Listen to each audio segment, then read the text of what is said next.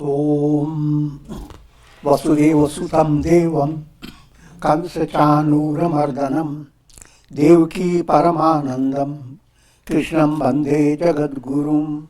Om.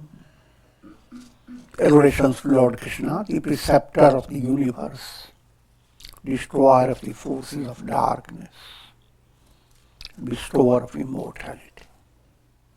Om Shri Krishnaya Namah. Srimad Bhagavad Gita, Chapter 4, the Yoga of Wisdom. And presently, verse number is 40.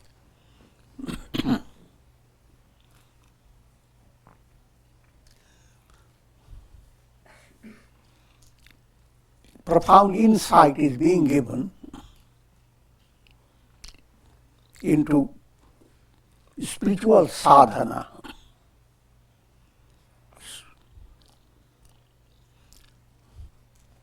Without sadhana, the soul continues led by karma.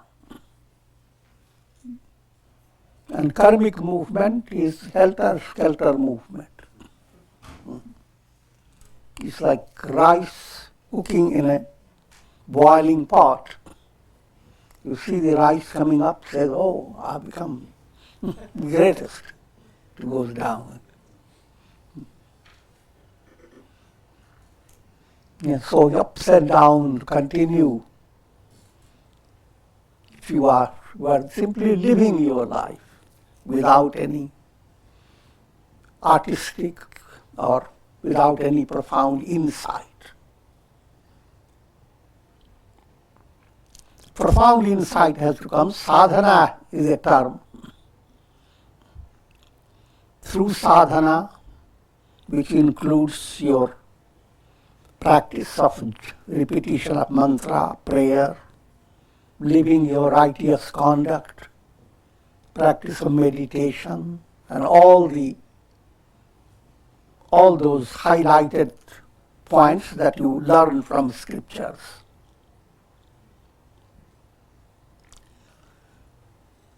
In the previous verse, some important points were given. An aspirant who has developed aspiration for spiritual attainment, for attaining the goal of life.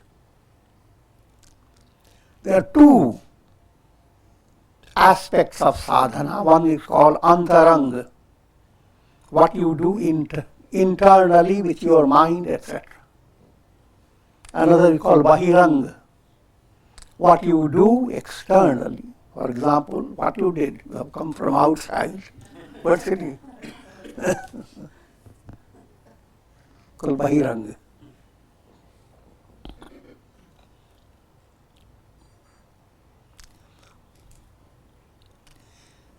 Bahiranga is the first step, which means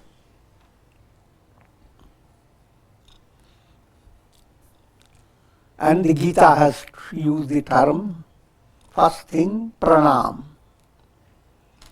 You offer adorations, you bow down.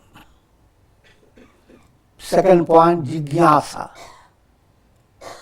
You have come for spiritual help. You are hungry, so you must talk about it, not hide it. But not abruptly. This perfect order. And next point, seva. Continue to follow, be good, do good mantra. Wherever you are, how can you utilize your energy in a way that is helping others and allowing you to be gooder than before. Yeah. And that's the beauty of seva term. Seva literally means service. the more you are able to do good to others. When you see you have relieved a person of his stress, or when you find that you have given a right direction that will help a person to be free from a big burden of troubles. And now, having done that, look into your heart. How do you feel?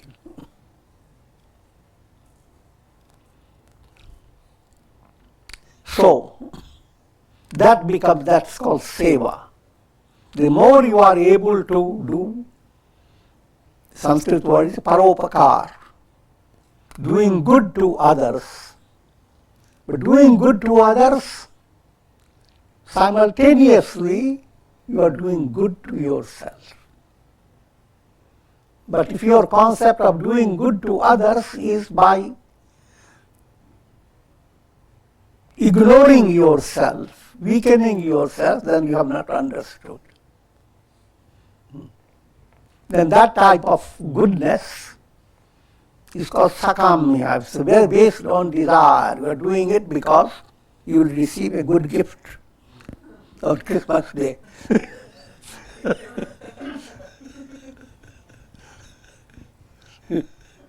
We are expecting something. So that is not profound. That's Dalvita stage of virtue. And you are fooling yourself.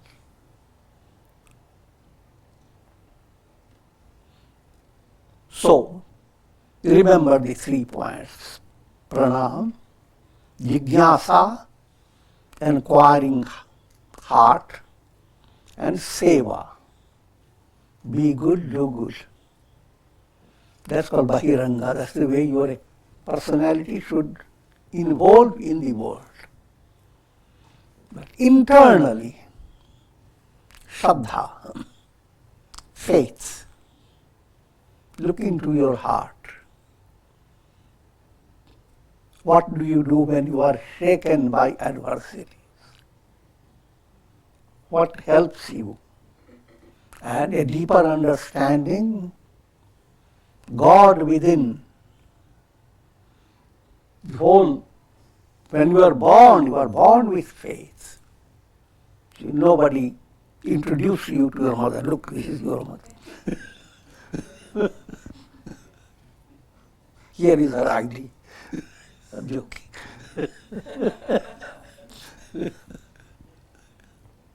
And you don't come with your ID either.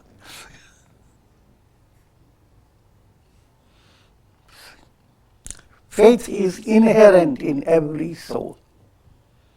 But how powerful will be its revelation, that will depend upon how you are integrating yourself. If you have become integrated, always understand action, emotion, will and reason. When they become harmonized, and we use the term karma yoga, bhakti yoga, jnana yoga. So be a yogi, people simply think go into headstand. Be a yogi is practice integral yoga. And yoga term is same as the term religion. Relegare. Legation. You are separated. Now get back to the legation. Join. Unite back. But disunited, get back to United States. No, United States, we are here. I'm talking about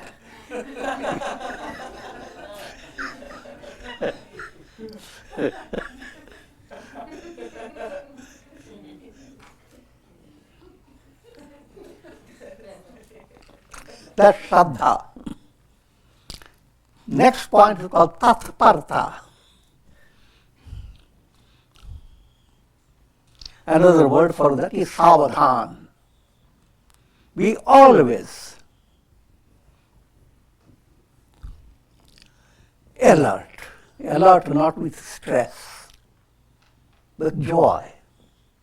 So many wonderful things to see. Don't keep your mind closed and put a band-aid on it. There are so many opportunities in life. There are so many things to learn.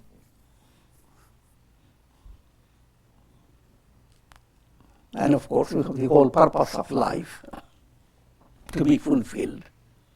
So, every day you live your life, live with that, being savadhan, kind of vigilant. Time to wake up, time to do your your japa, prayer, time to go for your walk, time to handle your daily duties, and how to put your daily activities in a way, putting ducks in a row, row your boat.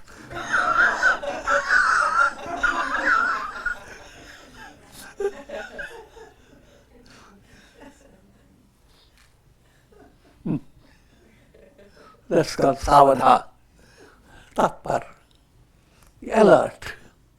The tree is constantly alert, alive. Don't die in your mind.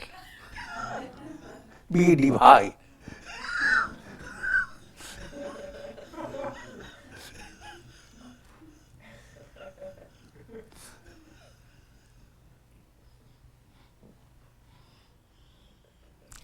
And next point is samyam. Samyam is the whole project of controlling your mind and senses, manasa, vacha, karmana, controlling your actions, your speech, your mind, controlling in such a way that you bring out the divine, essential nature, the divinity within you begins to blossom and waft. Deep inside, deep within, the reality within is God Himself. Allow the divine to express through your personality. And in that, the whole process is a part of samyama.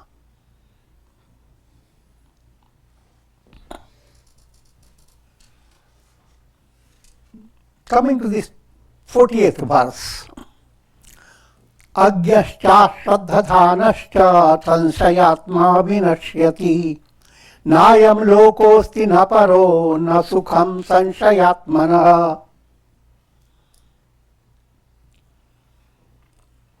But one who is ignorant, agya, agyan term is used for ignorance.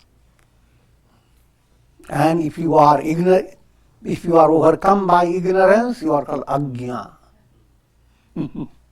Or not. Gya, knowledge. Agya.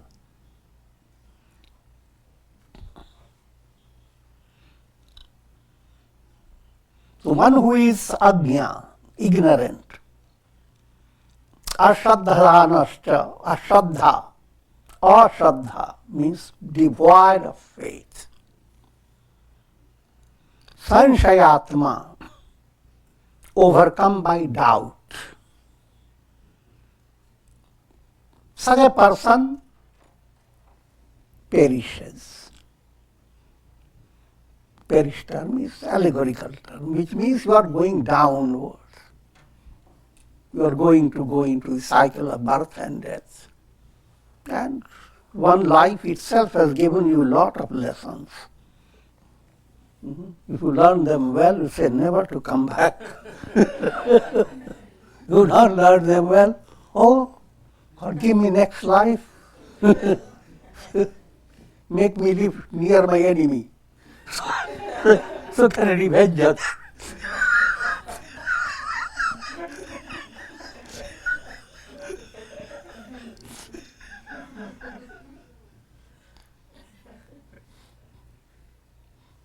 I'm joking. but not joking at the same time. That's the way the crude world is. Human desires, etc., are so wild that no simile can exactly tell you.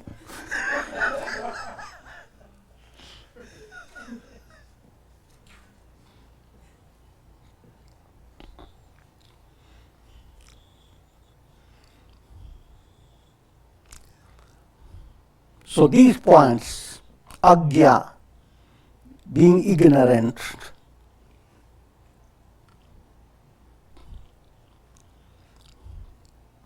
being void of faith, and being overcome by doubts. These are the hurdles in your spiritual progress. And they are the source of all miseries. There is neither this world nor the other world. If you are coming under the sway of these 3 points, ignorance, void of faith, and you are filled with doubts, this world is not for you. You are just shaking constantly. You go through the whole life and nothing substantial have you gained. You might have written your biography. It may be a book, good book. It might have brought you even $1 million.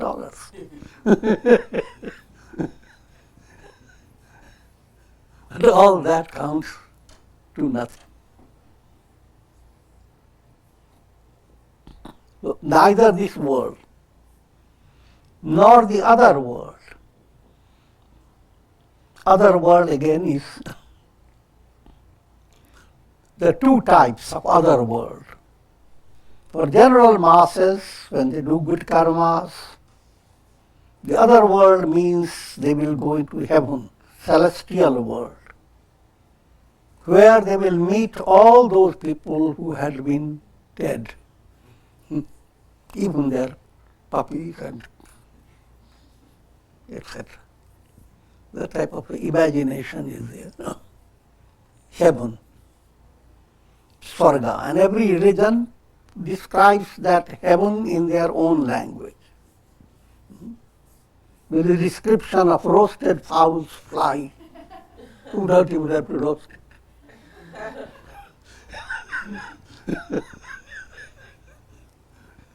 So easy. And then you have another type of description. You will have Kshir Sagar, the whole ocean of milk, the best of milk. You like cream? Yes.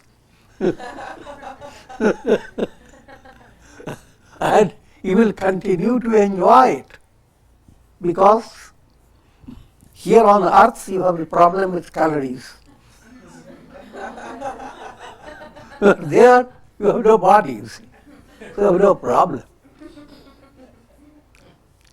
The intense pleasure.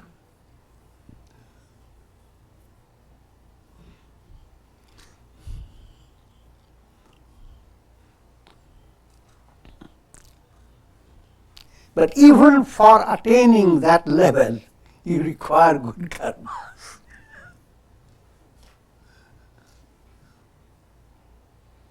So if you are lacking these 3 points, Shraddha, faith, etc.,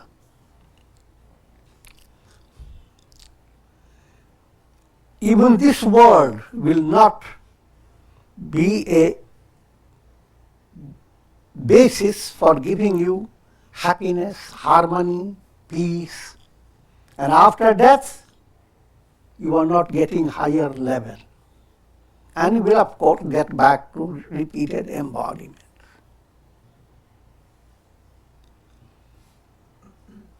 Those who are advanced, other world will mean attaining liberation, where this world is completely negated, apavarga. But that will not be possible if you don't have Shraddha, faith, and those points.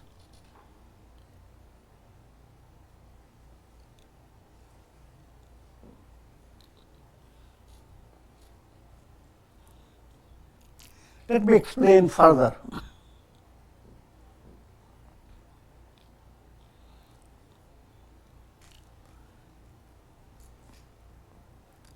There are two aspects in your mind that are very important. Buddhi, intellect, that enables you to develop spiritual insight into what is true and what is just illusion. The discrimination becomes possible by purification of your intellect, intellect-based development.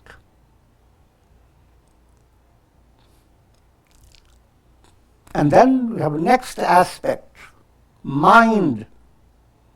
Mind and intellect. Mind is this channel of bhavana, feeling, emotions. You have simply emotion without emotion. You will live all activities. But behind all the activity people do, there is emotion behind it that makes your activity simple.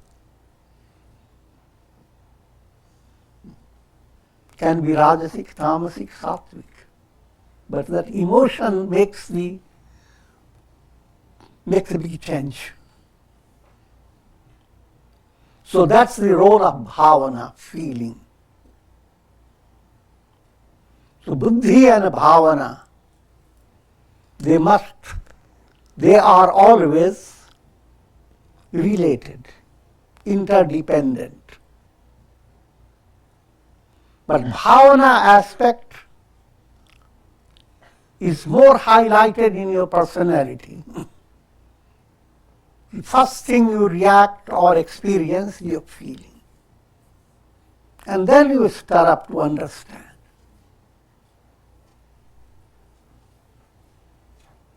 Therefore, in sadhana, feeling must be given a good attention. And when you do japa, prayer, service of others in a spiritual way, your feeling begins to develop strength. And on that strength, behind that strength is shraddha, faith. Faith is more related to your feeling. Therefore, you can have profound faith. Your heart may have captured a higher reality, and intellect stays dumb like a baby. But you have to have patience with your baby.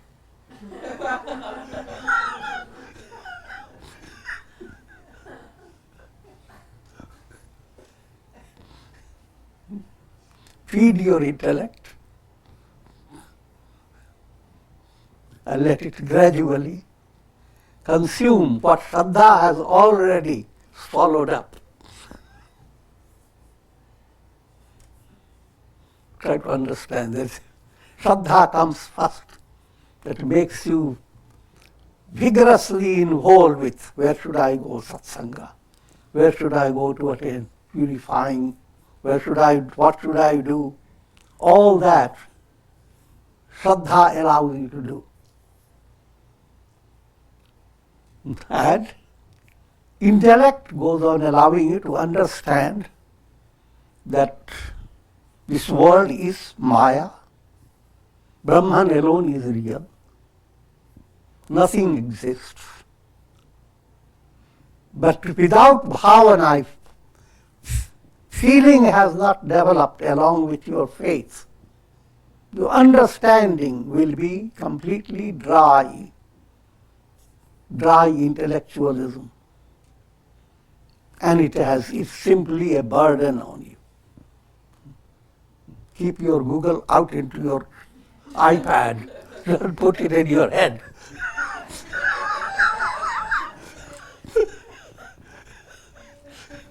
If you have dry intellect, you are constantly involved with knowing what's going on. And all that you collect is have very little meaning. But also understand these blind faiths and absence of faith. Andhashraddha, blind faith. Blind faith has nothing to do with faith at all. It is a terrible sickness. It's a narrow-minded concept. You stay with a narrow-minded idea, thought, concept. And you are not shaken, even though there are many good people to guide you, to tell you.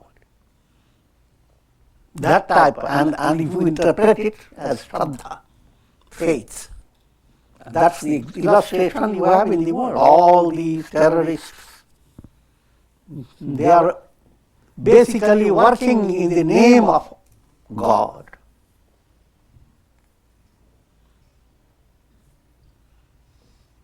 And they are the most source of greatest trouble to humanity.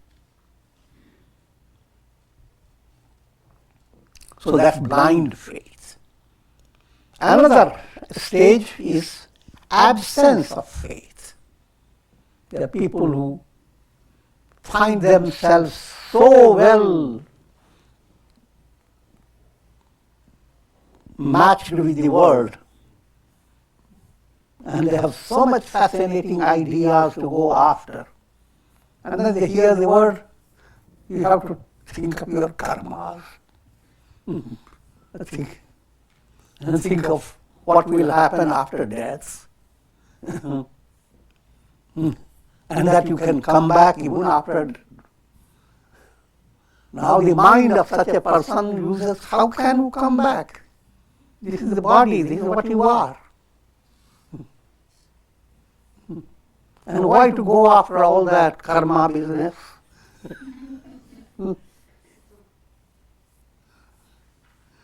I'm just trying to, but it's a hard time for me to describe a dull-witted person.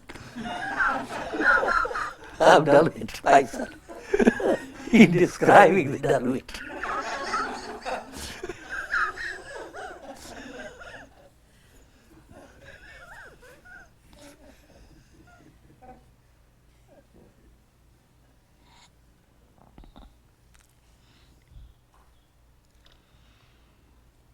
Sanshaya bhavana is the most destructive of sentiments. Your bhavana, your good feeling, with many tender ideas and gracious understanding, a little doubt enters, that everything gets spoiled. You create a wonderful pudding, a lot of saffron, a lot of rose, a lot of this and that. And by the time you give the person one little worm,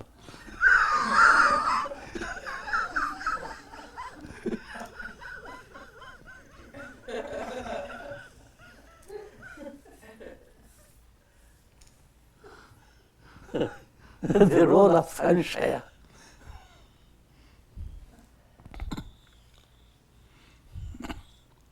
Mind gripped by doubt.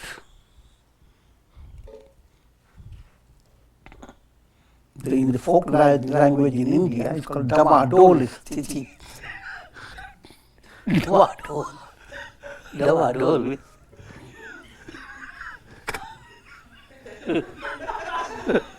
You are sitting on something slippery. So your head is going that way, and the other way.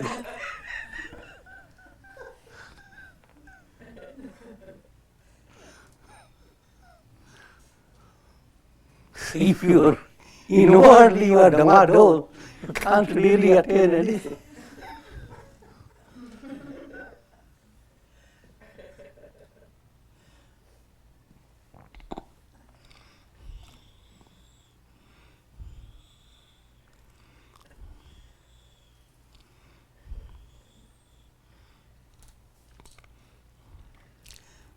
The doubting mind, the Dhamadol state of mind, obstructs the faith. Faith cannot shine. And obstructs knowledge, jnana. You cannot have deep understanding. So neither you enjoy shraddha-based strength, and nor the ability of your intellect to progress. Both becomes obstructed by sanshaya bhavana. What normally in the West you hear doubting Thomas.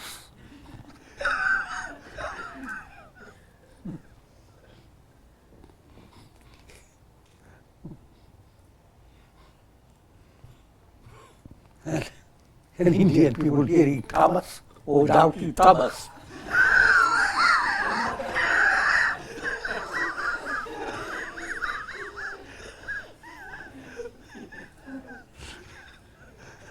The word Thomas, the word doubt.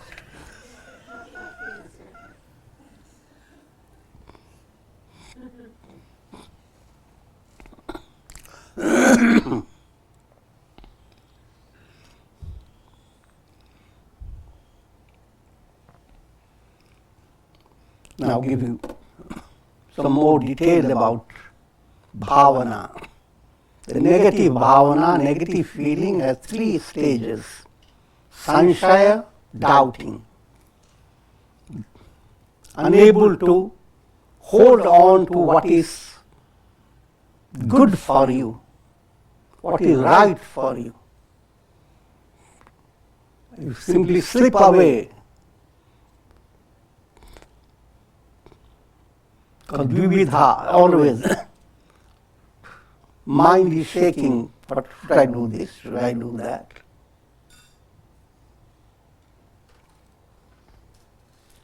Next is called asambhavana. Asambhavana, you have settled in your mind this understanding that all right, there is liberation, there is God realization is the goal. But people don't know how many karmas I have done. So all that is good, but I cannot attain this in this life. No mathematical insight can justify this. It is impossible for me. That's called asambhavana. Another type of bhavana is viparita bhavana. Viparita bhavana is, simple illustration is, you see in little darkness, not complete darkness, you see a rope and mistake it for a snake. And you don't have any room for questioning and analyzing, is it what it is? You just take it for a snake. It's completely viparit. Rope is innocent, can't hurt you. It will help you to tie up your purse.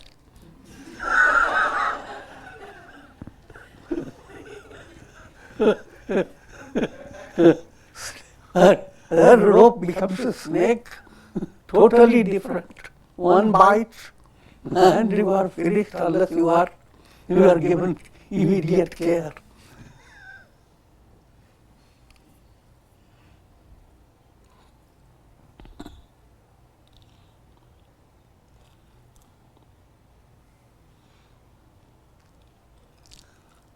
to give you further understanding, Sanshaya Bhavana, the doubting mind is treated by Shravana, listening.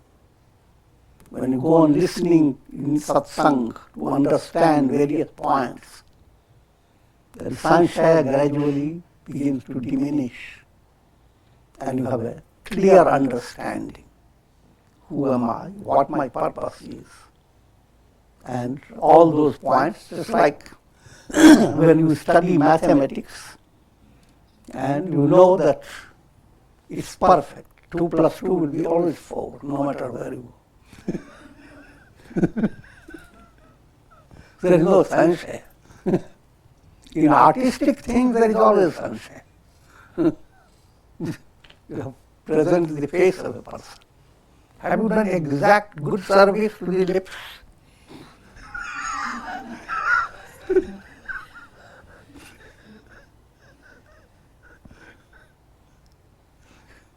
Artistic work cannot be given 100%. Never. Mathematical, even though you write the numbers in a turmoil, the teacher will give you 100%.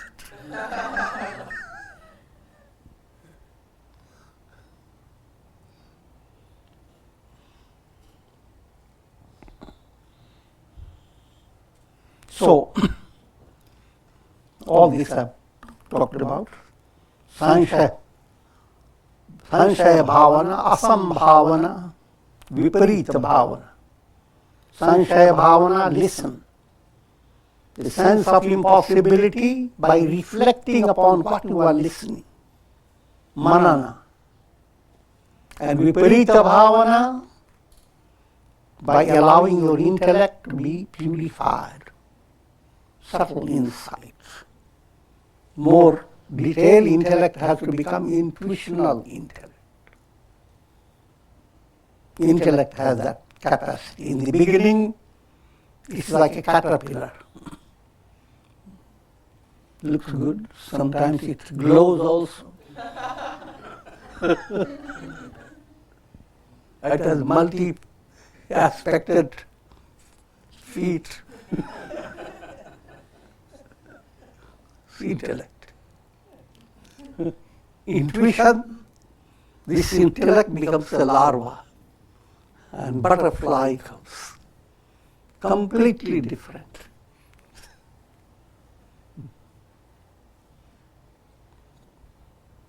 More profoundly, swan emerges.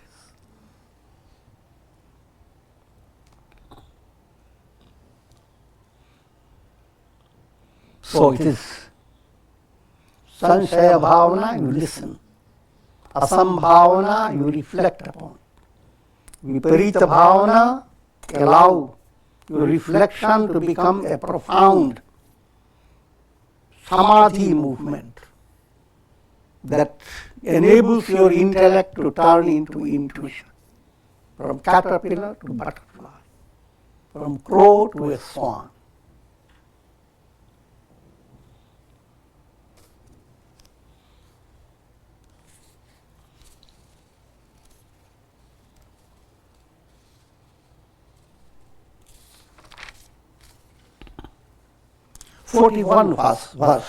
verse. Yoga sanyasta karmanam jnana sanchimna sanshayam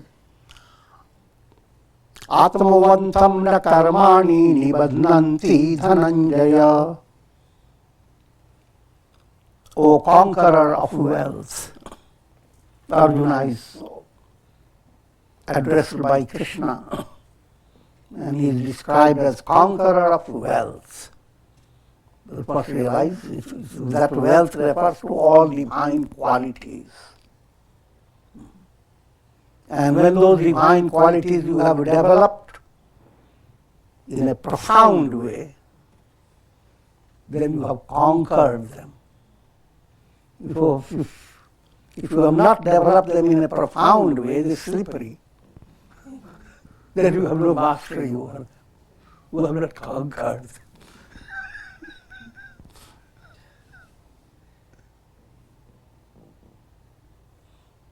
In the spiritual movement, that victory has to come. You conquer divine, develop Daivi Sampats, divine virtues. And virtues that you develop, they stay unshaken.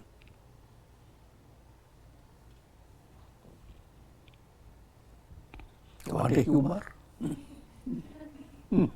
But in the word, bar terms is filling. A jar, you are filling it. Bar. Chew, somewhere it's the hole. And you say, it's gradually slipping out through the hole. So,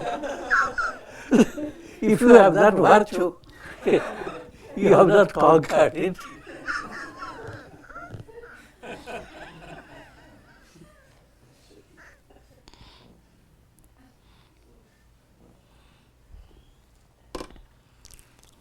If one attains renunciation by the practice of yoga, he dispels all doubts by wisdom and becomes established in the self.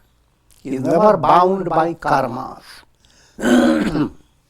So first point was Arjuna is described conqueror of wealth. That's the quality to be developed by an aspirant. Lord Hilas, if one attains renunciation by the practice of yoga, here the question that comes by Arjuna, that, O Krishna, since you always speak of the importance of sannyasa, renouncing all karmas, to be free of karma, adopt complete nishkarma, inaction. Then why don't we just practice inaction instead of going through all the action?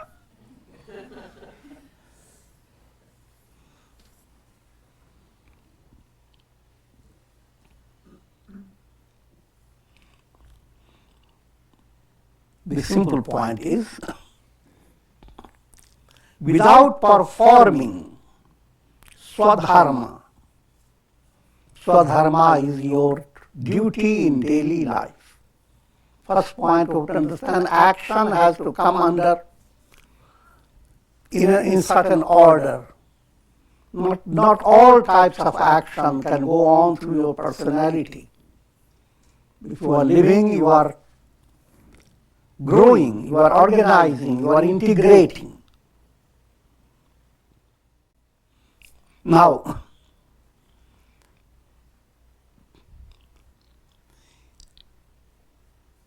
as you begin to do your duties well, yoga karma su kaushalam, bring kaushal, skill in your thought, word and action. That's guided by satsanga, under spiritual guidance. Allow your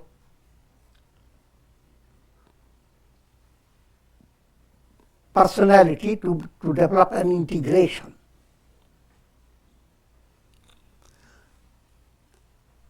If you are not integrating your personality and simply focused on, I will keep my mind desireless. Many people have that idea. I receive in email.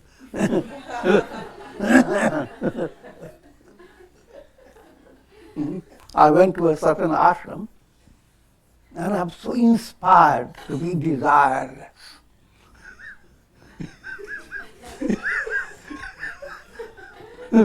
So don't teach me anything more about duties to be done.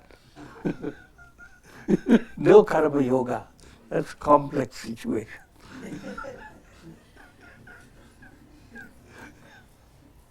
What you need to understand, If you don't do your duties well, you cannot be desirous. You think you are desireless, but it is dull-witted state of mind. When you come to a slightest challenging situation, then you realize your desirelessness has kept you in a completely childish state. You have not grown up. You are not prepared for anything. How to face challenges. So just adopting inaction in your physical personality. At the same time, inaction is the goal. To be free of karma. But in order to reach that goal, focus on karma that is swadharma, not all abrupt actions, that which is matching up with your personality. And next point, that turn that swadharma into karma yoga. Focus more on the how your heart feels when you are doing your karma. And your heart is more important than what your karma is going to bring to you. That doesn't mean that you are removing karma and its fruit. They will be automatic, but your goal is not there. They will be there, and they will be best, more than you can imagine. But your focus is in your heart. Good-heartedness, again put in a simple way, is a magic key of prosperity and success in the world. But if success in the world, prosperity and money is your goal, then you don't have that real good-heartedness. Good-heartedness is directly experienced by you. Money, you have to spend it, eat it, then you can experience.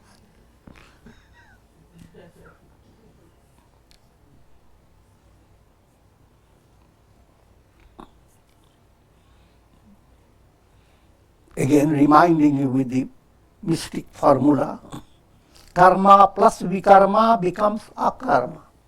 So start with your karma. Add into it vikarma. Vikarma means add a little devotion, japa, prayer, meditation, study of scriptures that allow you to develop vivek, understanding of what is perishable, what is imperishable, what is good and what is just apparently pleasant.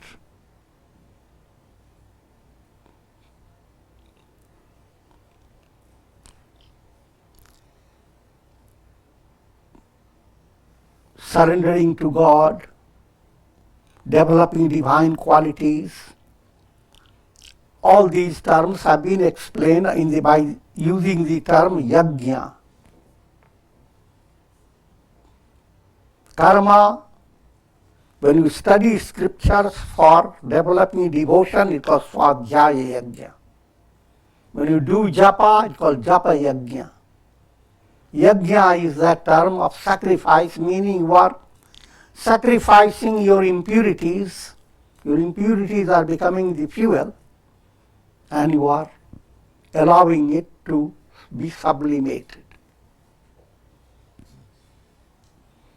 And anything that allows that sublimation to go on is a yajna. Anything that does it called vikarma. Karma plus vikarma. That's the beauty of life. Go on doing your duties, but have a special channel for spiritual spice. You spice up.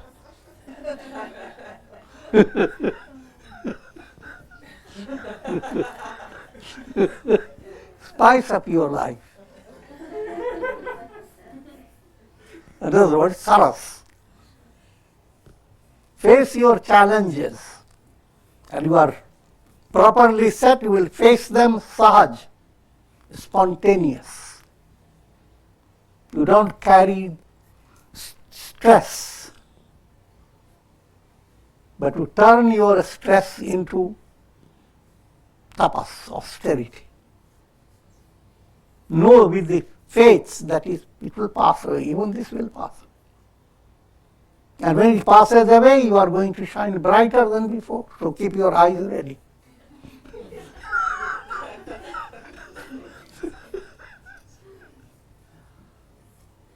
The Sahaj, Saras.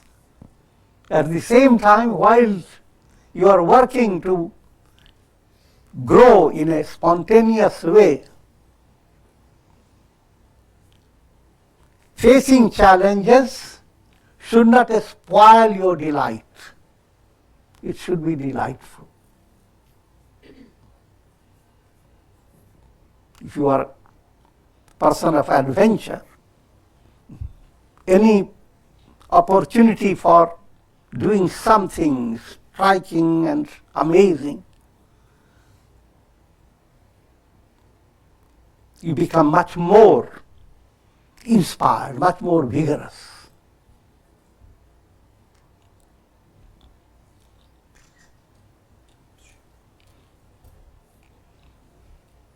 So karma blended with vikarma. Now what happens? You reach that state where you realize, I am not this body, I am not the mind, I am Satchidananda, Aham Brahmasmi. When Aham has reached to that level, all karmas are burnt up. So that type of insight of I am Brahman, once that insight has started, that's sannyasa. And you don't, in practice, your karma will not move away, but your attention, your understanding, you will do your karmas more precisely and more effectively and artistically than before. At the same time, what you are enjoying is internal, relaxed state. You are in the arms of God. Cozy. Mother has only 2 arms, yes. 1,000 arms.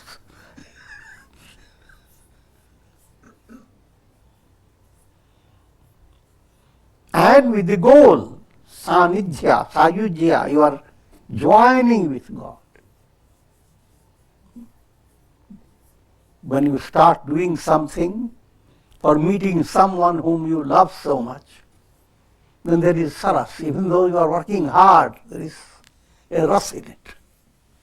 And when you come to a broader understanding, when God becomes your goal, and how loving is that goal, try to figure that out. But all this has to be awakened by satsanga and sadhana day by day. One day you hear it, it may impress. It's not gone in vain, it impresses you. Even early stage, satsanga sends a seed of immense power. So therefore the glory of satsanga is endless. And with this, we conclude. We are going very slow, but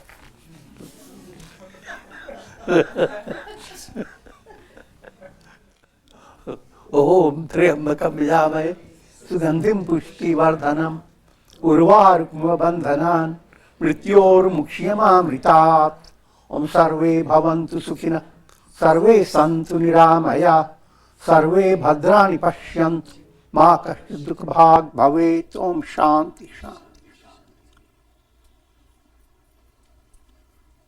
Om Namo Narayana Om Shri Krishnaya